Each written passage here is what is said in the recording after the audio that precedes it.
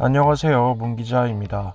오늘은 제목 그대로 내년 르노 삼성 성장을 이끌 4개의 모델에 대해 살펴보고자 합니다. 여기서 네 모델이란 XM3, 신형 캡처, 신형 클리오, 신형 조에를 뜻하고 국내 출시가 확정된 모델은 XM3와 신형 조에며 나머지 두 모델은 출시 가능성을 열어두고 그 수익성에 대해 검토 중인 것으로 알려졌습니다. 그럼 네 모델에 대해 어떤 특장점이 있고 또 그 경쟁력은 얼마나 있는지 한번 쫙 훑어보도록 하겠습니다. 바로 보시죠. 먼저 알아볼 모델은 XM3입니다. 부산 공장에서 생산되고 내년 상반기 국내 출시 예정인 이 매력적인 쿠페형 SUV는 르노 삼성의 희망이라고 볼 수 있습니다. 대세인 SUV 시장의 편승함에 따라 판매량을 확장하고 이에 따라 수익성을 높이려는 계획인 거죠. 이 차는 올해 중순 출시된 르노 러시아의 아르카나를 베이스로 만들어졌고 따라서 두 대의 모델은 동일한 조형과 비율을 드러냅니다.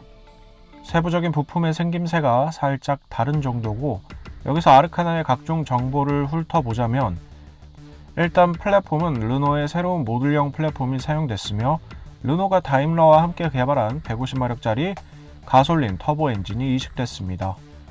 변속기는 무단이고 정지 상태에서 시속 100km까지 걸리는 시간은 10.2초, 최고 속도는 시속 191kg입니다.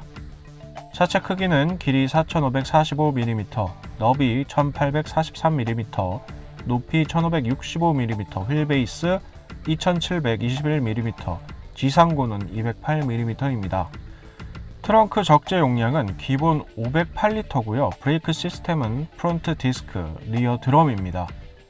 네, 여기까지가 르노 아르카나에 대한 기본적인 정보였고요. 이 아르카나와 플랫폼을 공유하는 XM3이기 때문에 정보의 큰 변화는 없을 것으로 그렇게 추측을 합니다. 이어 살펴볼 모델은 신형 캡처입니다. 먼저 디자인은 기존의 정체성을 유지한 채 디테일에서 살짝 모양새를 달리한 그런 생김새를 띠고 있습니다.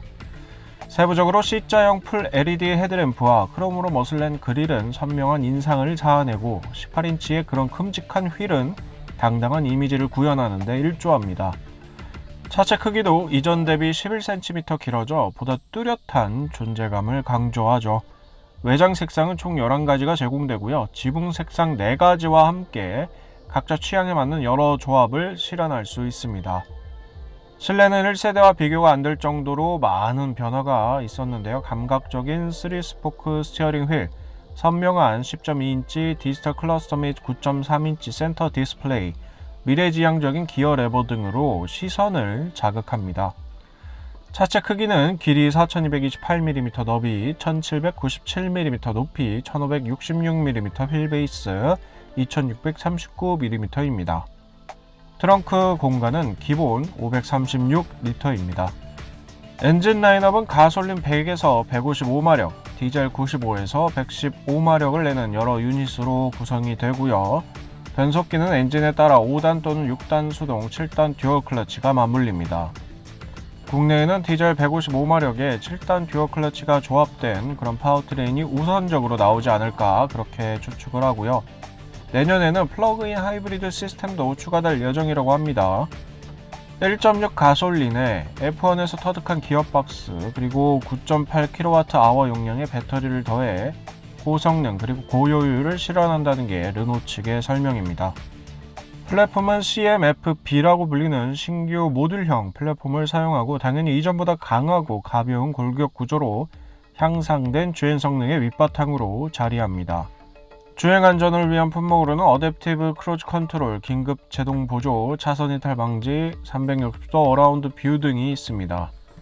다음은 르노 신형 클리오입니다. 르노를 대표하는 모델이자 유럽을 대표하는 아이코닉카로 유명한 그런 모델이죠. 한번 받기도 힘들다는 유럽 올해의 차를 1991년과 2006년 두 번이나 수상하는가 하면 누적 판매량 1500만 대라는 놀라운 판매량을 보유한 모델이기도 하죠.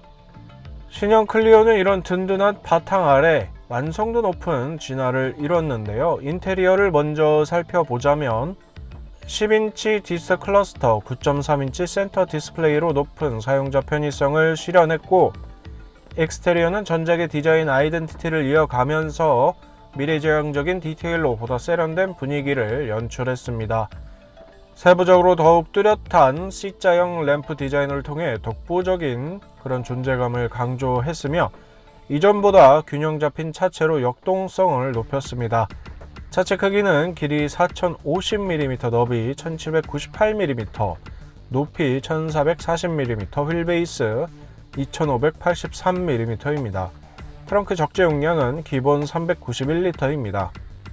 엔진은 하이브리드, 가솔린, 디젤 등으로 구분이 되고요. 이 가운데 하이라이트 유닛인 하이브리드는 1.6 가솔린에 2개의 전기 모터 그리고 1.2kWh 용량의 배터리를 더해 성능과 효율 모두를 잡았습니다. 국내 출시가 유력한 디젤 유닛은 85마력짜리와 115마력짜리로 나뉘고 지금과 마찬가지로 효율을 중시한 100마력 이하의 85마력짜리 엔진이 들어오지 않을까 그렇게 생각을 합니다. 안전 품목으로는 어댑티브 크루즈 컨트롤 긴급 제동 보조, 후측방 경고, 차선 이탈 방지 등 없는 것 빼고 있는 거는 다 넣은 것을 알 수 있습니다. 마지막으로 살펴볼 모델은 르노 신형 조에입니다. 조에는 유럽에서 가장 잘 나가는 전기차로 이 차는 2018년 기준 약 14만 대에 육박하는 누적 판매 대수를 기록했습니다. 누적 판매 1위 지역은 단연 프랑스고요. 이어 독일, 영국, 노르웨이 순으로 집계됐습니다. 참고로 조에는 현재 유럽에서만 판매되고 있는 그런 전기차인데요. 따라서 내년 한국 진출이 조에의 비유럽권 판매망 구축의 첫 사례라고 볼 수 있겠습니다. 르노그룹과 르노 삼성 모두에게 있어서 큰 도전이 될 거라고 그렇게 생각을 합니다. 신형 조에는 디자인적으로 많은 변화를 일궜는데요. 익스테리어는 신규 램프 디자인으로 이전 대비 또렷한 인상을 자아내고 인테리어는 선명한 10인치 디스트 클러스터 및 9.3인치 센터 디스플레이로 사용자 편의성 향상을 실현했습니다. 신형 조에에 들어간 배터리 용량은 52kWh입니다. 1회 충전 주행 가는 거리는 최대 390km죠.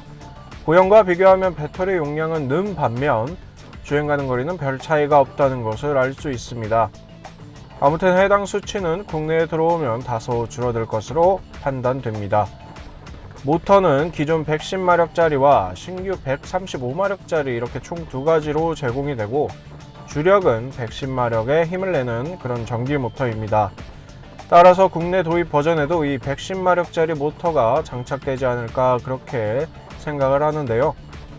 출력이 높으면 아무래도 그만큼 상대적으로 많은 힘이 요구되기 때문에 1회 충전 주행 가는 거리에서 손해를 볼 수밖에 없습니다.